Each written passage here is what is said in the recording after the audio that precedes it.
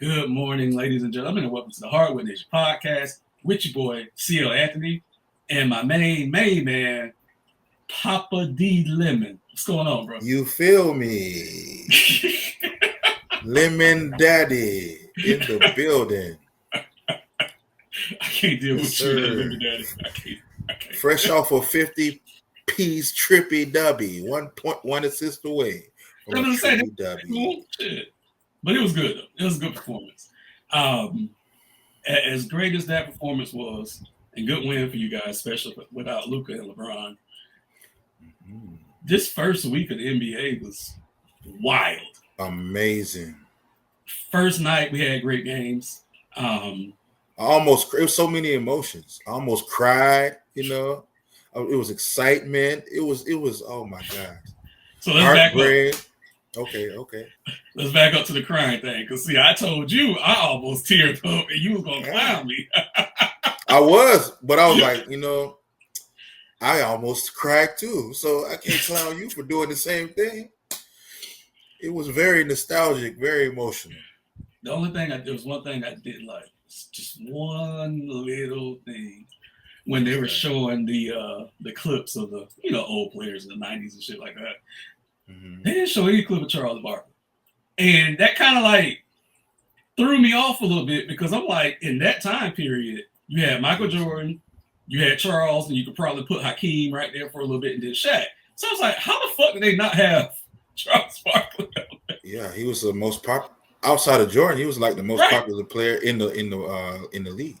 Right. Phoenix was on NBC a lot back then. Okay? Yeah, he was the MVP. His shoes were popping. He was on the dream team. He was not a role model. He was throwing people out of windows. Yes. That was Chuck. Funny story about that. I don't think I ever told you the story. So I was in Orlando the night that the Rockets played the Magic. It was a preseason game. It was my first ever basketball game. Me and my dad went. I had my Charles Barkley jersey on, dude. I'm just soaking all the hate in, right? Charles got ejected that game. Mm-hmm. So my dad was like, all right, let's go ahead and go. So I'm walking down, they're booing me and shit. I get on the school bus the very next morning and we had the radio playing. I think it was 102 Jams or some shit like that. Probably, yeah, 102 Jams. And then they were like, last night, NBA star Charles Barkley was arrested for throwing a guy through a plate glass window. I was like, bro, what year was this? This is 1996.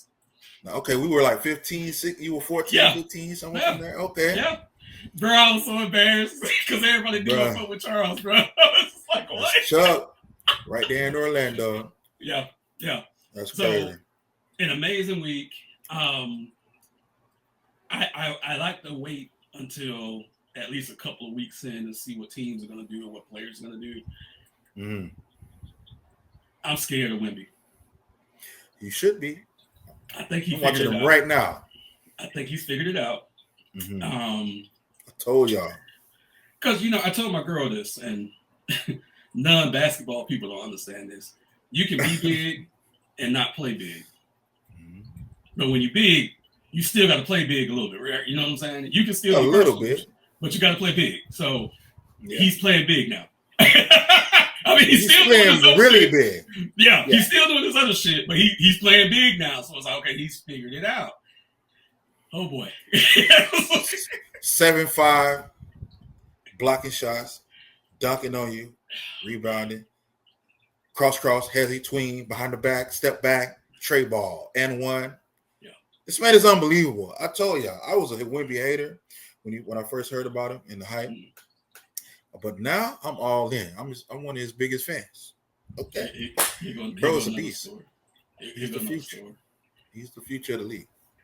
It was one summer, me and the family went to Washington, D.C. And my son, I don't watch college ball or anything like that. Mm-hmm. And my son was on YouTube. Kids be bored in the car and shit. So he's on YouTube watching shit. So he was like, hey, look at this. Look at this guy. He going to make it to the NBA. I was like, oh, okay. So he showed me his phone. I'm looking at this young kid, long, so I can't remember how tall he was then, but he was doing shit. I was like, okay, he might be something. All right. Gave my son the phone back. Forgot all about the video. Completely forgot. until the year before Wemby was drafted, and they started talking about him. And I'm like, wait a minute, is that the kid you showed me? And he was like, yeah. I was just like, holy shit. He was still in like high school? Dude, that was 2018, so I don't know how old Wemby was then. I think he's 22 now or something. Yeah. Or 21 So, or 19, 20, I don't know. Dude, he was probably like 13 or 14 when I saw him, and I was just like, yeah, I say he 20. I was like, he had a good skill set. So I was like, but you know me, look, I didn't think Steph Curry was gonna do anything in the league, right? So yeah, I'm Bro is the future. He might be the face of the league. I told you on last week's episode, he's going to be defensive player of the year, and he might be MVP this year. Bro, hey, I undersold that. Have you been watching him, bro? Yeah. He's 21. He's 21. Mm-hmm. Nobody's ever seen anybody play basketball like him. Nobody. You know, it's been so much hype about him. I just hard to keep up with all the stories, but right. Wilt Chamberlain had the size and the athleticism, but the skill level. This man has guard skills. Okay, we've never seen this before. So it's an amazing time to be an NBA fan. Mm-hmm. I mean, oh man, the first week it was amazing. Mm-hmm. Amazing. So many the Spurs are going to be a problem. They have a lot of good young talent on their team. OKC, I'm not really sold on them. 2 back-to-back double overtime games. What did I tell you about them? I told you they're not going to repeat. Yeah, but you know, it could be the opponent getting worked up to play the champs too. So it could be that as well. But I'm not really sold on them right now, the way they've been playing. But I don't know. What do you think about them? With OKC, I'm not going into the season. Hell, I wasn't sold on them last year. We all know that. I already said they got lucky in Game 7. Going into this season, I wasn't sold on them, so I'm not going to change my mind right now. I will give them credit for winning those 2 games because, generally speaking, the champs may come in with fat cat syndrome. Like, look at the Denver Nuggets, right? They ain't never been the same. Never. So I will give OKC credit for winning those 2 games. They won them. Yeah, they won. Even though Shea got an awful lot of help, but all them goddamn free throws. But I give OKC credit for that. They didn't lay down. I don't think it's fair that they had to play the Rockets opening night. I always say the defending champs need to play somebody weak on ring ceremony night. They should have played the Magic or the Heat or something, you know. However, we'll get on that. We'll get on that. However, the Rockets, they look disjointed because, you know, Fred VanVleet is out. They really don't have a point guard, but they gave the Thunder hell. Yeah, I mean, Thompson was doing work. Yeah, KD was doing work. I know it was a lot of hater talk after that game, but he was doing his thing. He was doing his thing a while in that game.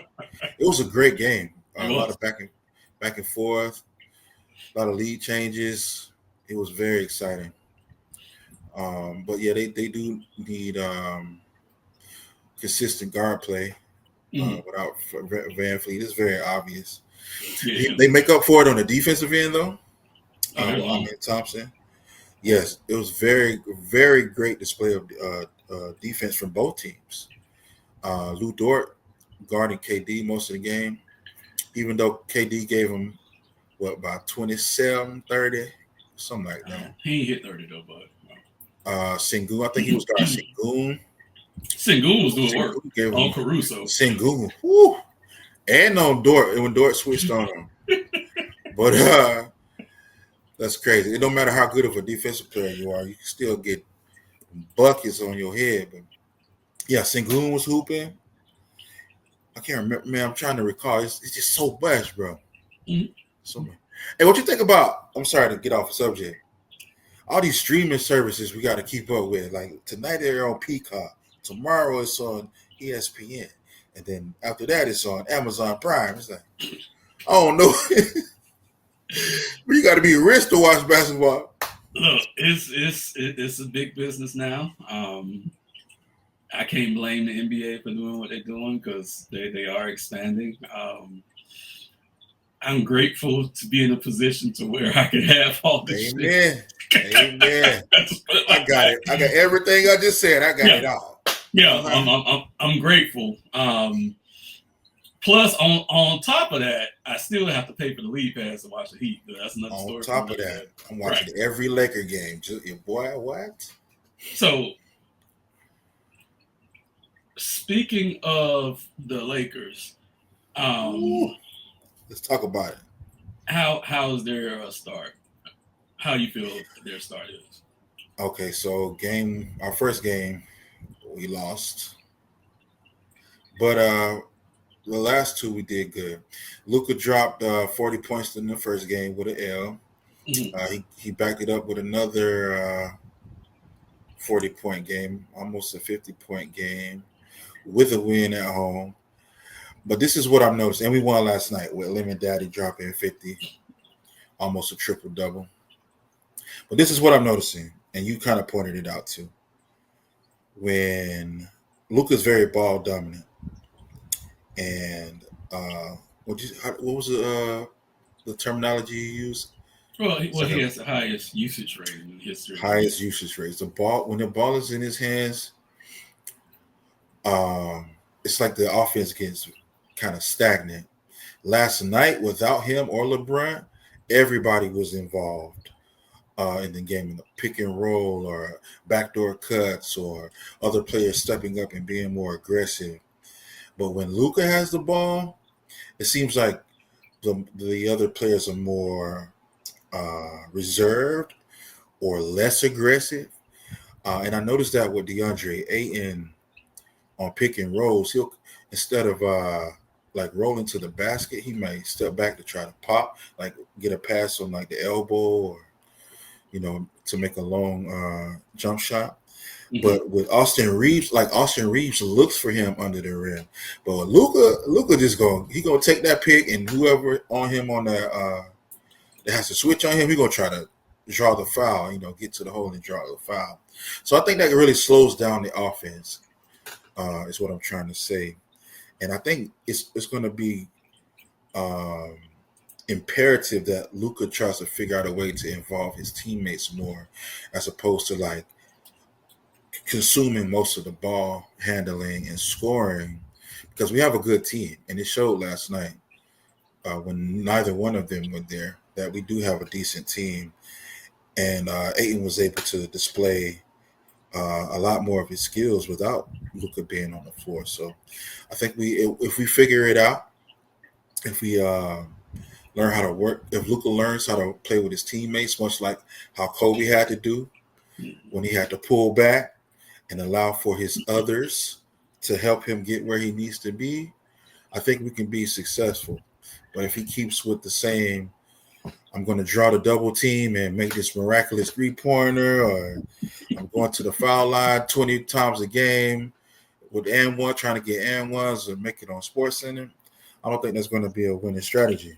Basketball is a team sport, and he needs to learn how to play with his team. So that's my analysis so far. But other than that, we pretty good out here, okay? 50-point trippy dubby. Remember that. Oh, yeah, absolutely. Absolutely. Did you watch all of the Heat game last night? I watched most. Okay, let me see. I think I picked up in the third quarter. It was still kind of tight there. You were back and forth on the lead, and y'all start pulling away. Mm. And then y'all closed it out pretty good. That was a good game. So the first game of the season, of course, we had to play our little brothers in Orlando. And, they get the only reason they have us go in there for the first game in their arena so they can get their ticket sales. Okay? Yeah, they need to sell tickets. You're right. Right. That's yeah. Now, with that said, it was a great game, back and forth. It's a shame that one team had to lose. Even if the Heat would have won, it would have been a shame that the Magic had to lose. But I don't know. I'm sitting there watching it, and I'm like, who is this team that just dropped 146 points? I've never seen that from Miami. I'm like, wait a minute, all this running, all this shooting, even though we lost, because we had an 8-point lead in the fourth quarter and we blew it.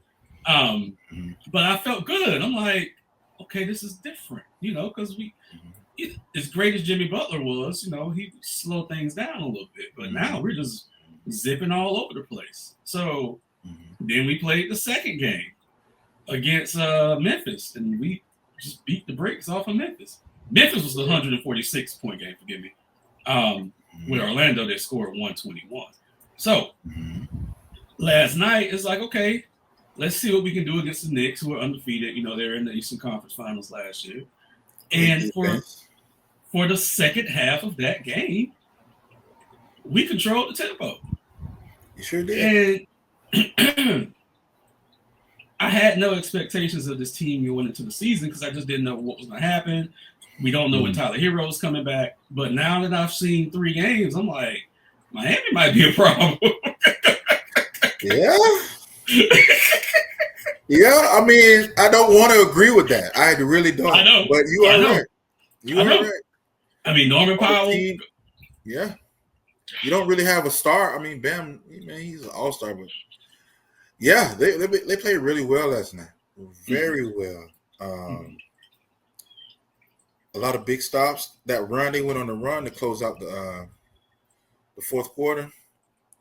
I was surprised. I was very impressed. I even texted you to Yeah. let you know. Yeah. Wiggins with a big three towards the end. Mhm. New York started to come back. It was very impressive. So, yeah, Miami may be a problem, especially in the East. So, I'm just saying. I'm just saying. I ain't trying to get too hyped because look, the Magic other fans was than too hyped. Now they quiet. So, off of one game. oh, they, they What don't are they call, like 1-2 right now? What yeah, they don't call it 2 L's now. And it should have been 3 L's. So they're a little it should quiet yeah. down It should be over now. If you really think about it. Yeah. there. I love you, bro. Shout out to B Rice. We love you, guys. We love you. We love you and your trash ass team. Paulo Pantero. 11-6-1.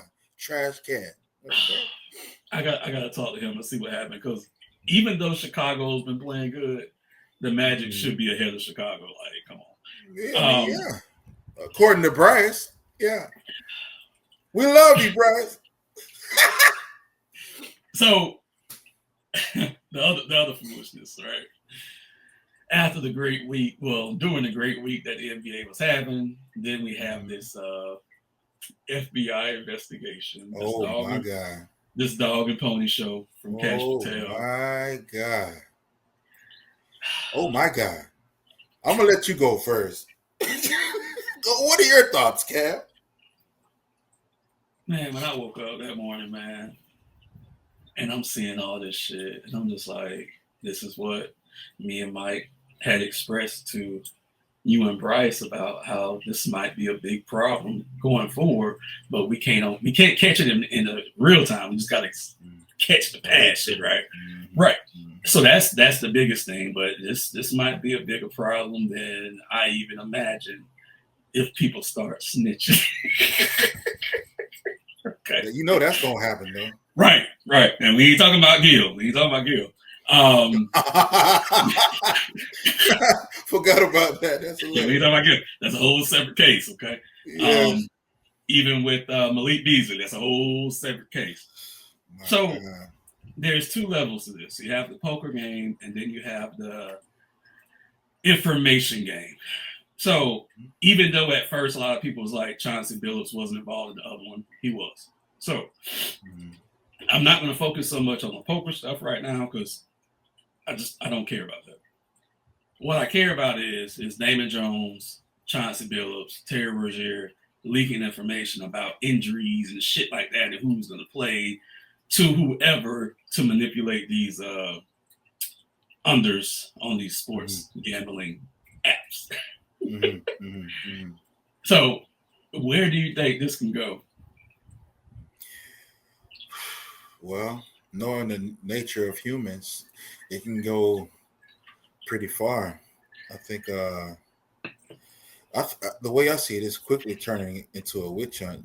They had a story last night with somebody else that you sent me. Yeah, Antonio Gates. Antonio Gates, former San Diego Charger tight end. All of them. Also was a hooper, but Yes. Yep.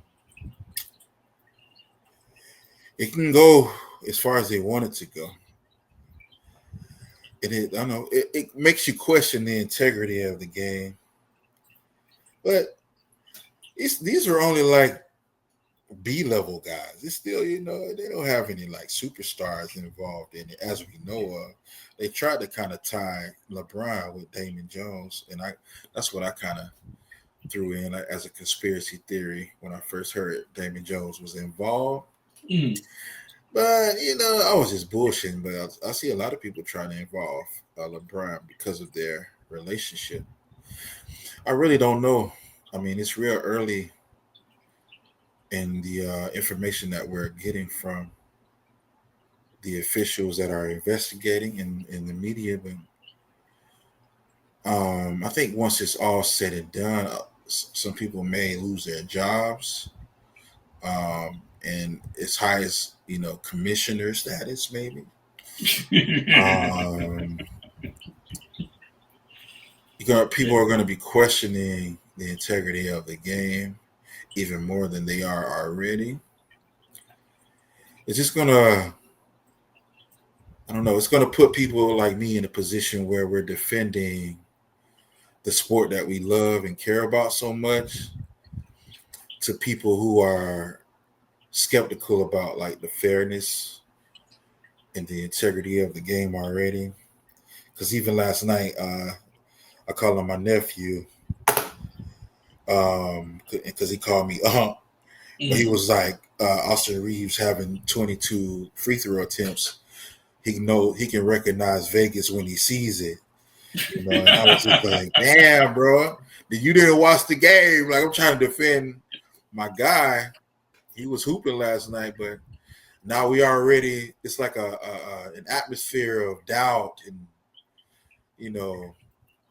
not really believing in what we're seeing in the game. And I don't know, it's just a weird state of being for this game that I love so much. So I don't know about how, where it's going to lead.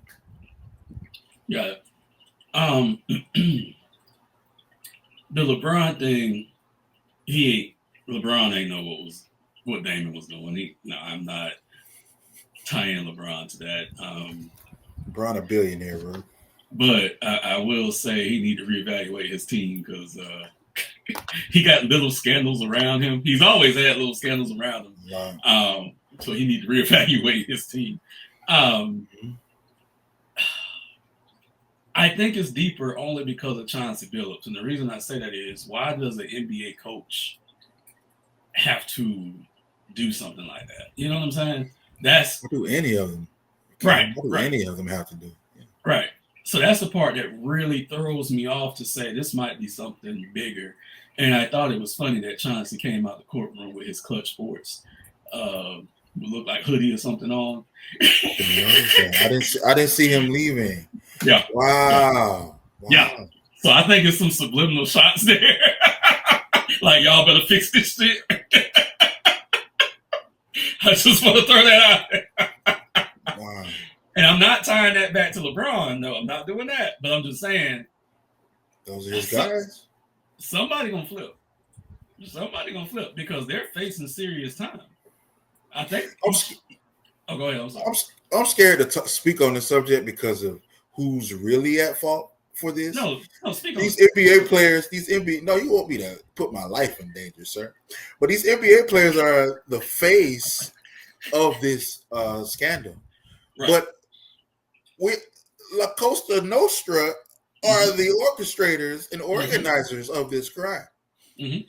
And for them to put Damon Jones and Chauncey Billups, Antonio Gates, Terry Rozier, they just gave some information here and there, but these mafia guys are using crazy technology to fix poker games. And, of course, they're using their muscle, their influence, their power. But, the witch hunt puts all these black guys as the face of the scandal. I think that's ridiculous, and I think a lot of people are seeing through that bullshit. To be honest, because I see the comments Yeah. about it and post on it on the social media. So, but this is crazy. I mean, it's to me. I don't think it's taken away from the new NBA season, but it's definitely a distraction for sure. Look, 4 to 5 crime families in New York was involved in this. Okay. And this, like they said, this has been going on for years. Yeah, Absolute not years. yesterday, for years. So I question how they got their hands on, some of these NBA players, coaches, whatever. We've even heard names as far as like Kevin Garnett was at one of the poker games. You know what I'm saying? Now, as far as gambling, I love gambling. We all know athletes gamble. We all know that, especially when they retire because they have to do something competitive to keep them going, and that's what they do. They gamble. So my issue isn't the gambling. My issue is the rigging, and we need to know more about that part. Okay. But as far as, again, now we're up to 5 players in 2 years, player/coach in 2 years has been involved in different schemes of similar nature as far as the sports betting. So I just think that number's going to grow. Yep. I was just surprised. Like every day you send me a new person that's involved. It's like, oh my God. That's my response to you. Like, oh my God. I'm waiting for Pablo to do like a 2-hour episode on this. That's what I'm waiting on. That's what I'm waiting on. So you kind of hinted to this. It's a bad year for Commissioner Silver, man. What? You got the Kawhi scandal. Now you got this. This is crazy. And it looks like he has to go before Congress by Halloween. This is crazy. This is crazy work. David Stern didn't have any scandals like this. This major. I mean, he killed him. He had him. He just killed him real quick. He was the mafia. Yeah, he was the mafia. Right.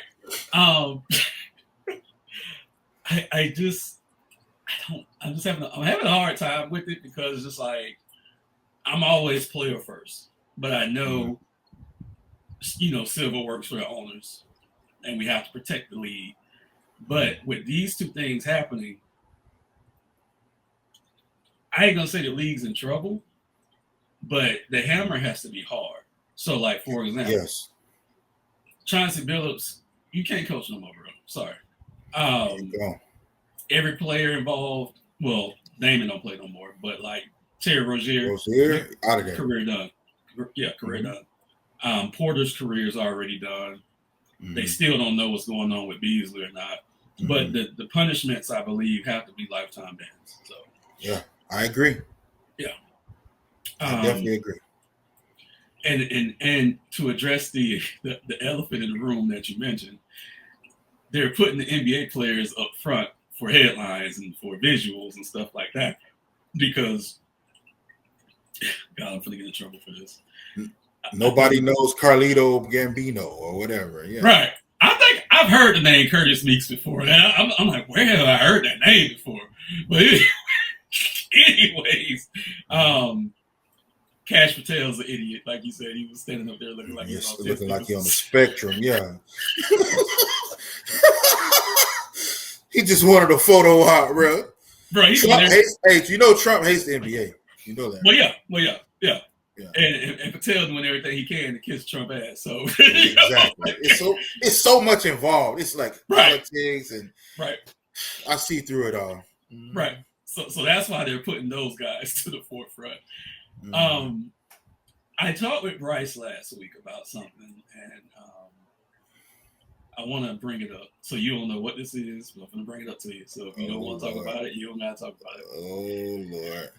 But I think you're going to have some strong opinions on this, and then we'll wrap it up after that. Okay. So, this Stephen A., LeBron James. Oh. We've talked about it a little bit before. Okay. The beef. I don't know why it keeps coming back up. I don't know why. I don't know why Carmelo Anthony had Stephen A. Smith on his podcast. That was crazy word. Because him and LeBron are boys. Yeah, that's crazy. LeBron James saved his life. Okay, that is crazy word. How you feel about all this, man? Okay, first of all, let's speak on the root of the problem. Stephen A. Smith. Shut the fuck up, Stephen A. Smith. Shut your ass up. I know what you're doing. You talk, you run your mouth because that comes with attention.